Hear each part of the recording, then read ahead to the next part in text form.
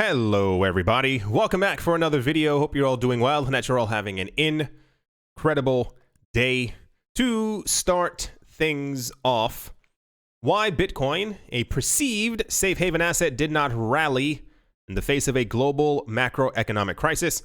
A UK-based research team answered with findings indicative of intense and large-scale market manipulation. Researchers at the University of Sussex's Business School's Crypto Market Risk Project team, long title, tracked traders or trades across the safe haven market since March 2020. The analysis led them to spot large sell orders on gold futures, a literal pump and dump on copper futures, and large spoofing orders on Bitcoin derivative exchanges. They said, and I do quote, "Some small trades on COMEX have been so large as to move prices, clear contraventions of U.S. laws on market abuse." They said, but widespread market turmoil means regulators such as the CFTC have a lot on their plate right now, meaning even large-scale manipulation on these markets is going to remain below the radar of regulators, end quote. For those of you who were not here, this has taken place over a couple of times. We've had a couple of news reports like this, and I'm glad that there are analysis teams happening around the world who are trying to figure out if there are or is some type of manipulation within the cryptocurrency market. It is fairly clear that it is happening, especially after all the stuff that we've been going through. What happens is that a lot of times, all you have to do on a website, this is why the other day, the movement of the 50 Bitcoin was just complete nonsense. What happens on a lot of other cryptocurrency exchanges is that sometimes someone has to put in a sell order or a buy order that can never actually be filled. If those of you who've never put in a buy or sell order, not at market price, but actual, when there are fluctuations happening within the market, Bitcoin's price can be 8,000 and you can put in a buy order of $15 million to buy Bitcoin at 6,500. This causes a lot of people to become because usually people, it's just part of the psychology of the situation. If you see that there's a huge buy order at a certain price, a lot of people think, well, a market crash is seemingly going to happen. Something is going to happen within the next couple of hours because this person knows. That actually causes the prices to swing rapidly back and forth. The same exact thing goes if you put a buy order. If Bitcoin is at 8,000 and you put a $25 million buy order at a certain price, it causes the market to go back and forth. However, as this is where it gets really interesting because you put yourself in a really weird question mark situation.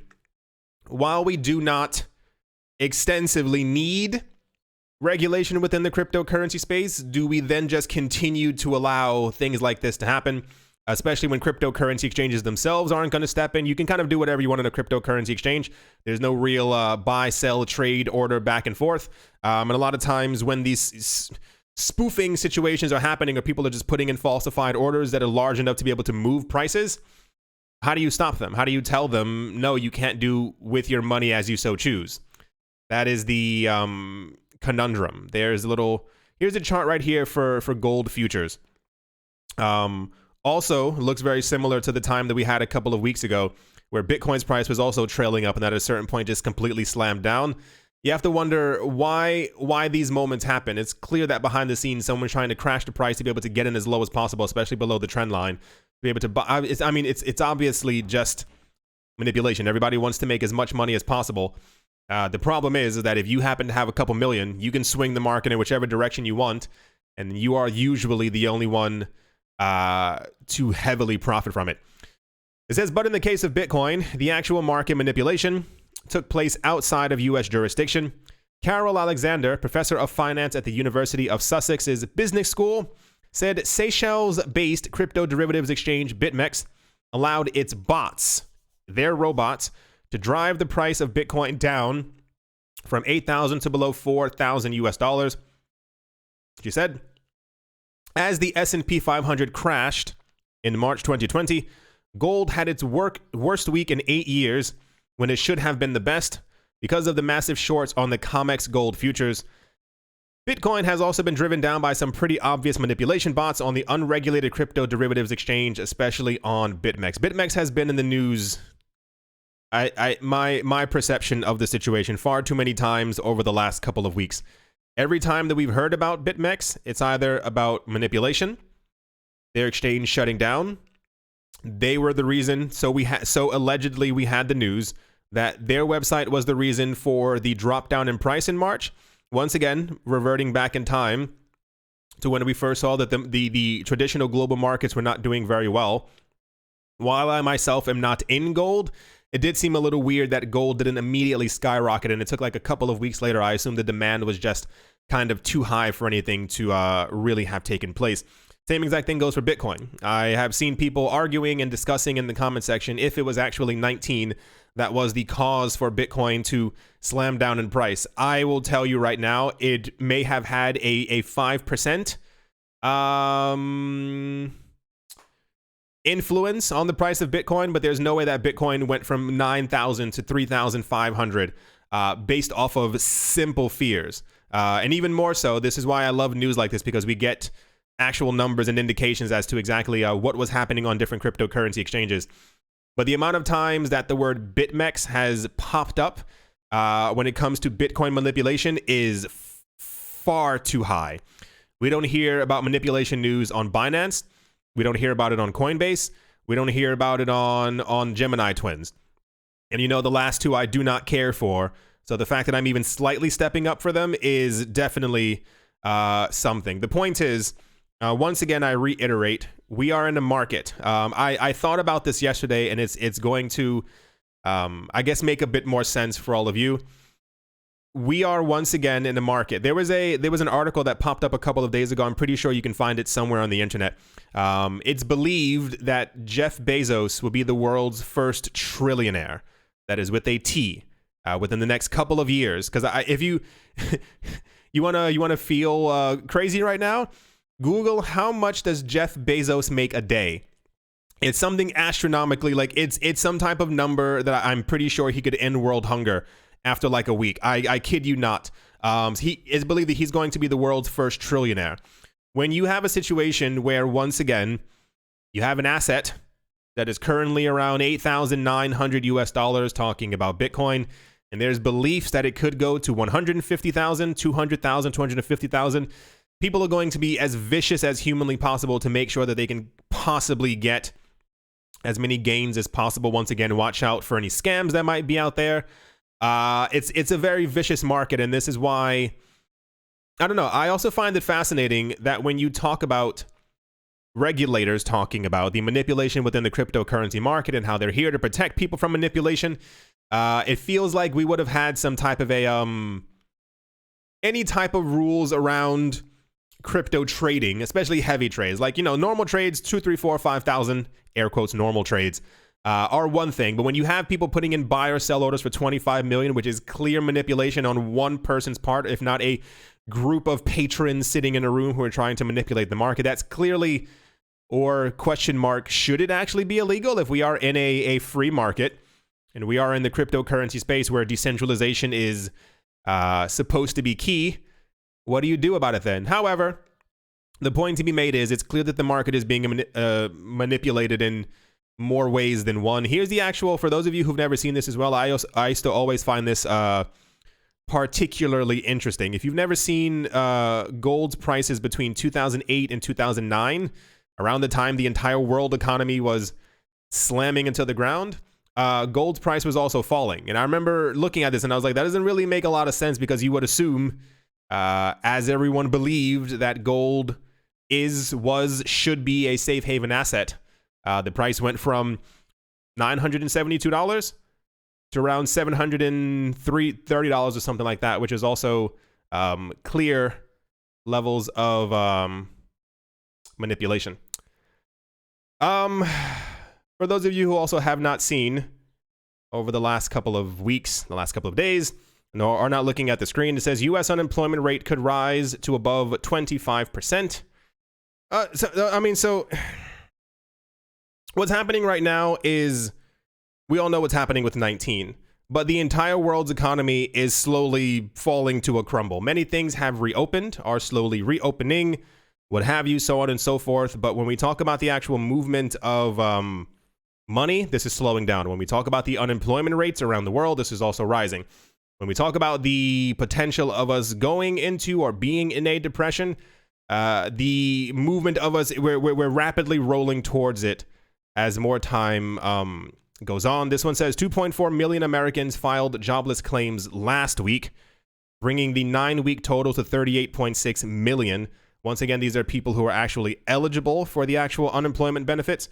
It is widely believed, if you calculate just based off of logic, there are probably more than 55, 60 million people within the US who are without jobs.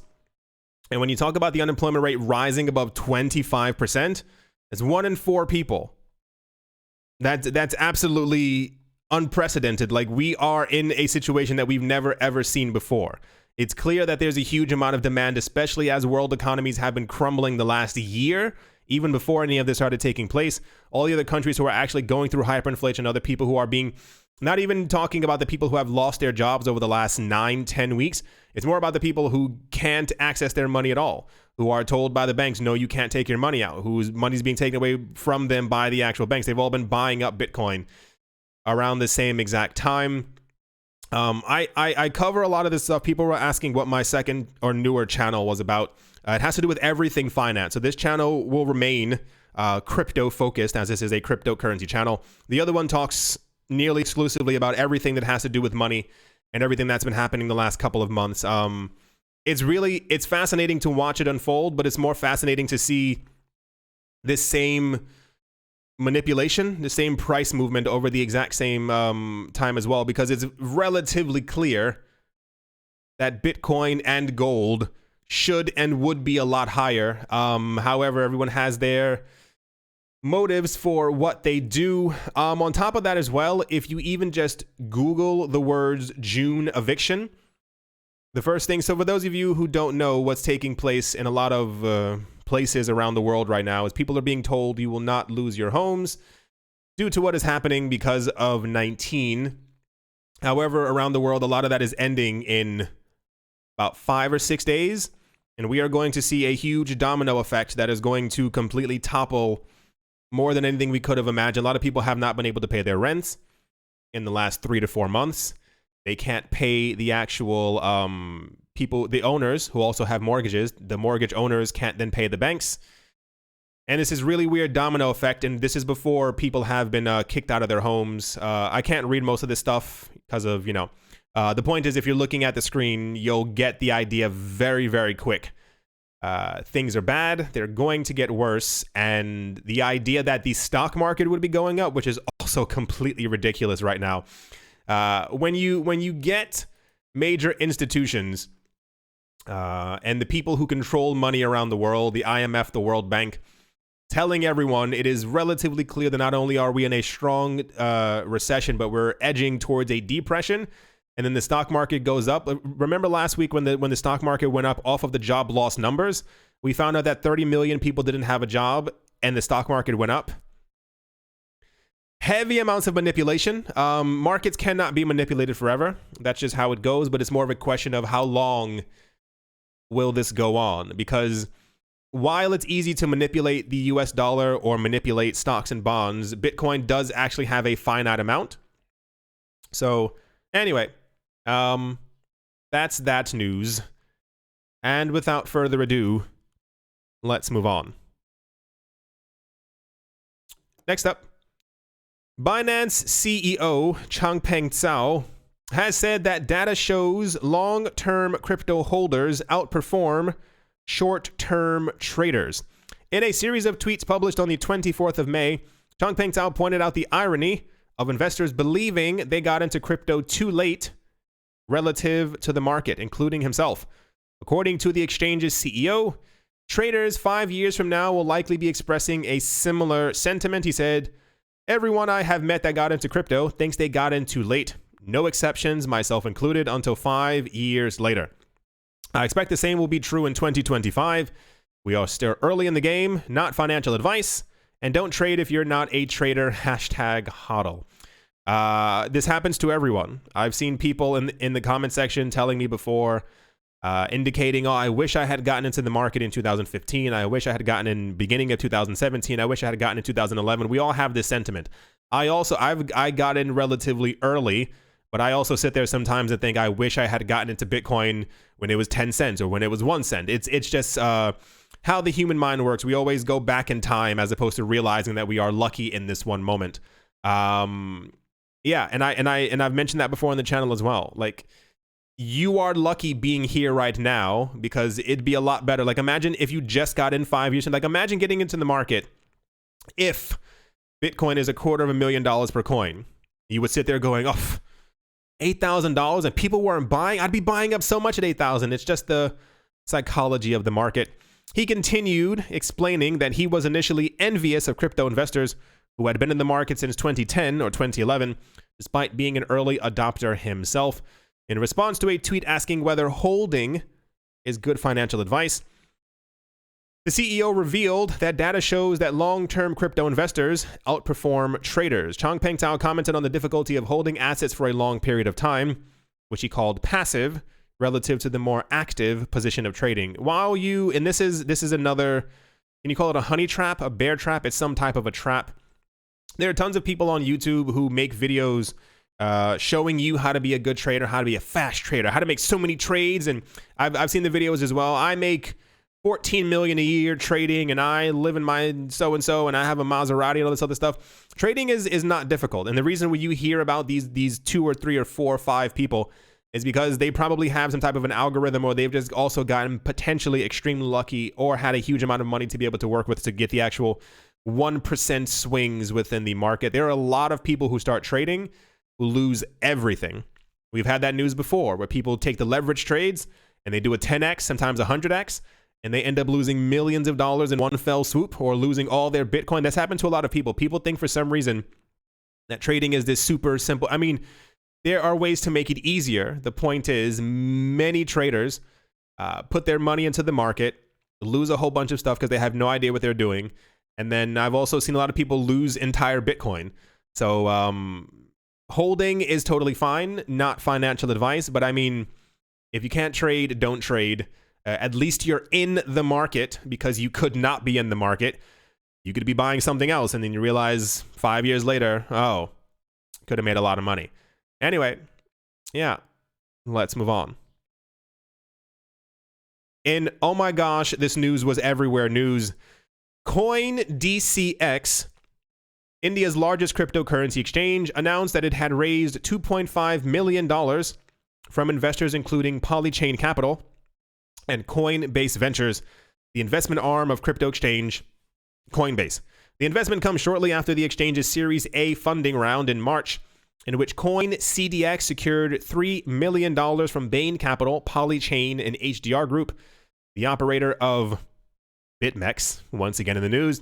In an announcement from CoinDCX on the 25th of May, the exchange said it would be using the funds to encourage mass adoption of cryptocurrency in India through its Try Crypto campaign.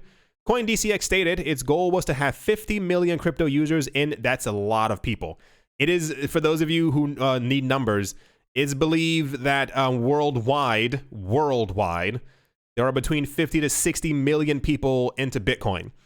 Imagine having another 50 million into crypto just in that one country. One of Try Crypto's initiatives will be a cryptocurrency and blockchain educational program aimed towards new traders.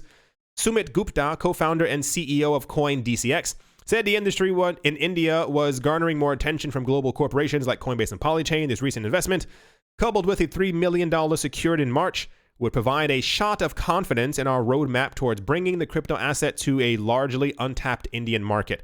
I mean, legitimately glad that we've only had good news out of India. For those of you who were not here in 2016, 17, and 18, in the beginning of 2019, the Central Bank of India had declared that cryptocurrency trading was illegal.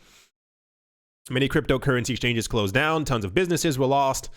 The cryptocurrency market suffered a tiny bit. You know, when you have access to 1 billion people and all of a sudden they're kind of gone, the market kind of fatigues, if you will. And then lo and behold, I believe at the beginning of this year, the Indian government was like, there was never a ban. So tons of new cryptocurrency exchange companies have been sprouting out all over the place. And I mean, I'm glad as far as like the fact that can I say that the BS was wiped away? And you know, in the nicest way of saying it, to allow these people to actually enter the market and be in the market and be able to trade and stuff like that freely, because it was never illegal in the first place. So the fact that I think like 5 major cryptocurrency exchanges, I assume there are other ones that have also begun launching as well, but the top 5 that we had before are there, that they're legally, one can only assume as well, getting actual investments from Polychain and Coinbase into their market as well, is absolutely wonderful. We need more people in the market. More people, I also believe, need access to cryptocurrencies, because I believe that they are the future and they're going to continue changing the world for the better. So yeah, this was everywhere, all over the place. I could not get away from it. It got to the point where I think I saw about 8 news stories for this over the course of like a good 5 minutes of looking around. So wonderful. I'm glad it happened. I hope it continues to happen. I would love by the end of this year. I have a couple of countries in my head. I'm not expecting great things from them at all, especially when they keep releasing news that they're going to ban crypto. But I think India has a very strong chance of being a very huge player in the cryptocurrency space, especially if they end up getting like very good like tax laws. That'll shoot them right to the front of the line. Anyway, that's news. And let's move on.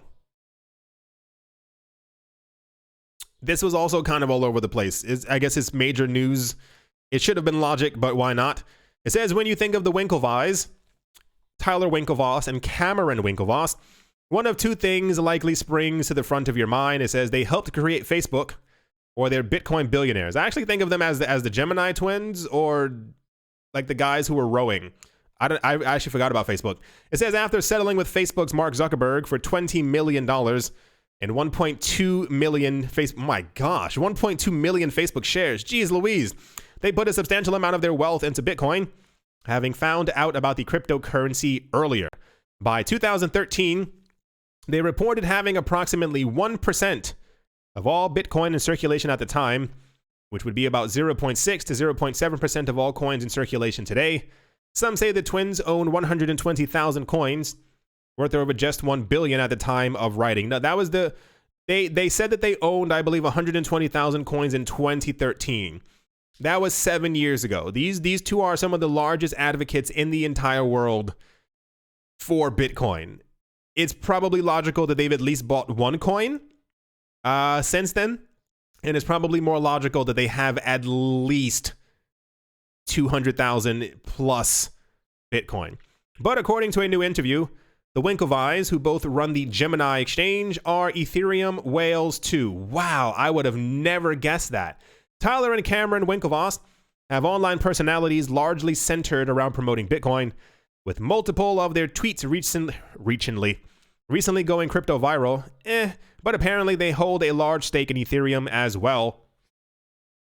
Speaking to Camilla Russo, a former Bloomberg journalist turned Ethereum-focused media personality who operates Defiant, Cameron Winklevoss said, "We definitely own a lot of Ether. They're large and it's a material amount. Yeah, quite large. A couple of years back, we made a concentrated effort to buy a lot of Ether.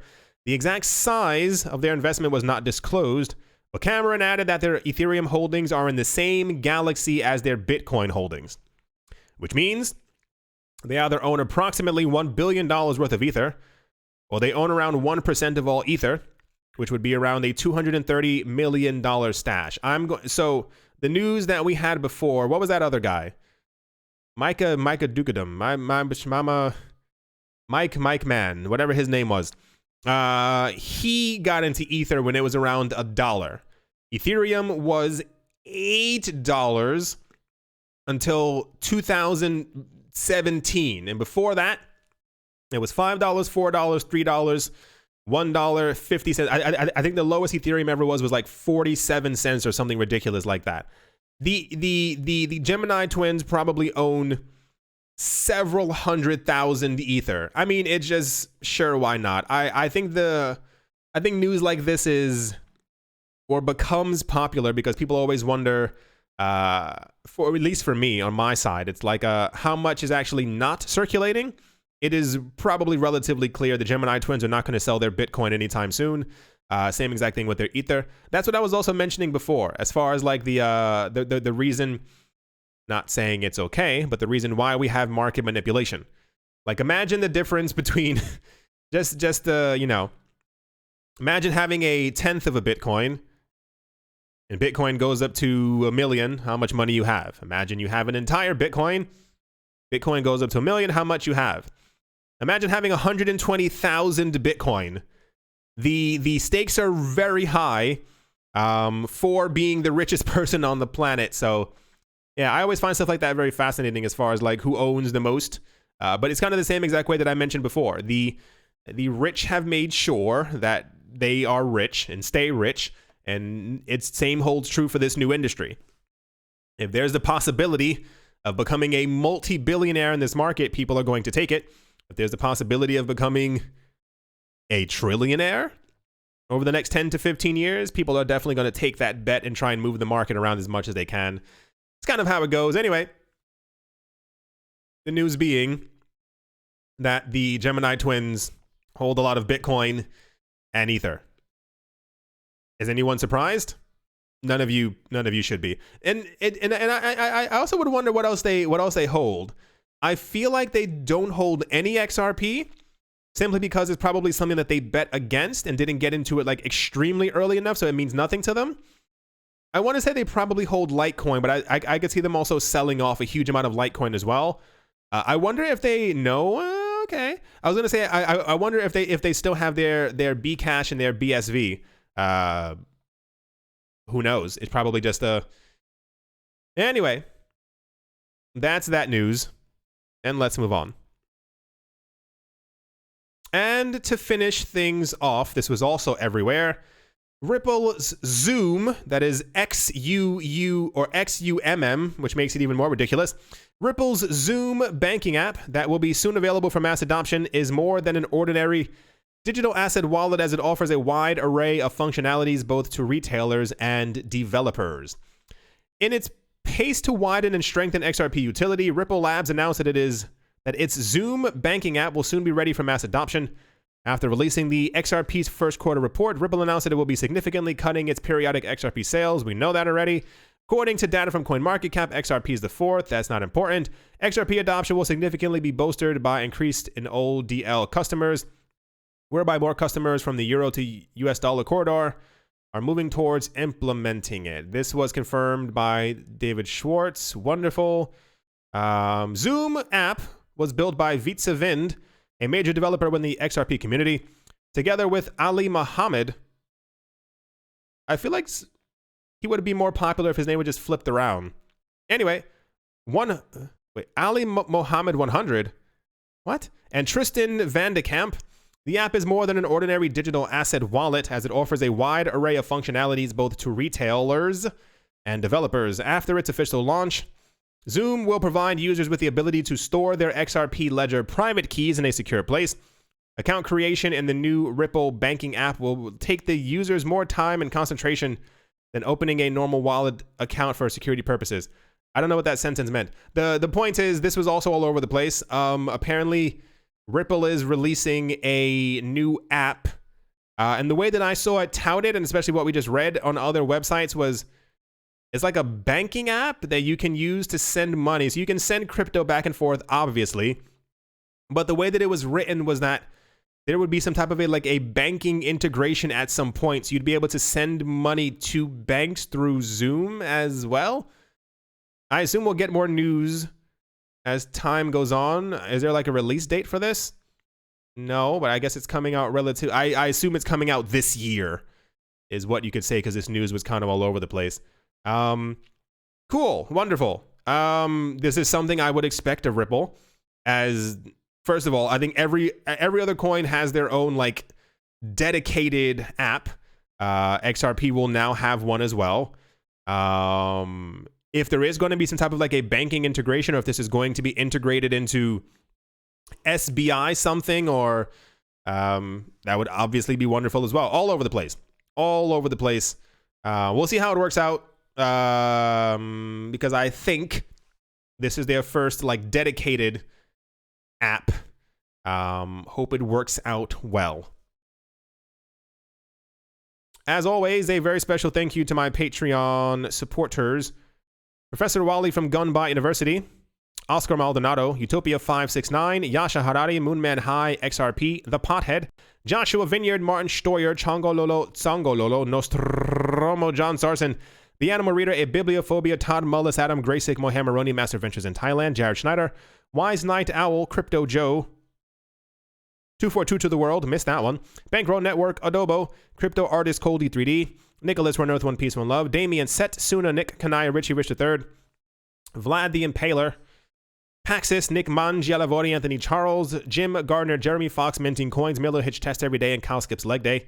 Yes to Crypto. Bodie McBoatface, Anytime Fitness, Monk's Corner Staff, Arfmedic17, Bake Me a Cake, Tigger Macho Nisa, On Crypto with Lionel, Crayola Michelle, URL, and hold on, I have to sneeze. Thank you all very, very much for your support. Thank you to everyone who is a member of the channel, who clicked the little join button below. Thank you to everyone who has subscribed to the newest channel. It's doing extremely well. I do thank all of you, and thank you to everyone who is a clicker of affiliate links. At the momento, Bitcoin is currently at 8,949 US dollars. It is moving up. When I started, or rather when I was compiling the video, it was roughly around here. We've been moving upwardly the last 24 hours. I saw a number of articles, which I feel I did not have to explicitly mention, who kept on saying that Bitcoin needs to pass by, I believe it was 91 or 9,200 to indicate that an upward trend was still intact. There's no reason why it should not be above those prices. It's more of a, yeah, you know what's going on. Besides that, the market's relatively like reddish as far as like bam, bam, bam, bam, bam kind of thing, because I think the market is kind of waiting to see if Bitcoin is going to react or move up higher. Let's see if my theory holds true. Let's see if by next Monday we have a whole bunch of new articles talking about that Bitcoin is appearing very bullish and is going to go up. And then the following week we will have news that Bitcoin is overbought and therefore needs to go down, which is complete nonsense. There hasn't been a point when Bitcoin goes from 8,000 to 3,500 and goes back up to 8,700. Bitcoin's not overbought. It was market manipulation that caused the price to go down. Oh, good to see that Omise Go still number 38. It was like number 56 before. Good for them.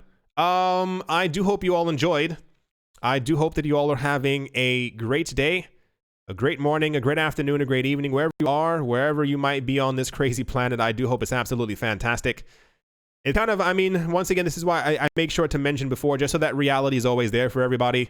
Manipulation happens in every single market. There's not one market that's not manipulated. If you've never seen documentaries on real estate manipulation, you're sorely missing out, because some of the stuff there is just complete stuff you would never even think of is happening when it comes to manipulating markets.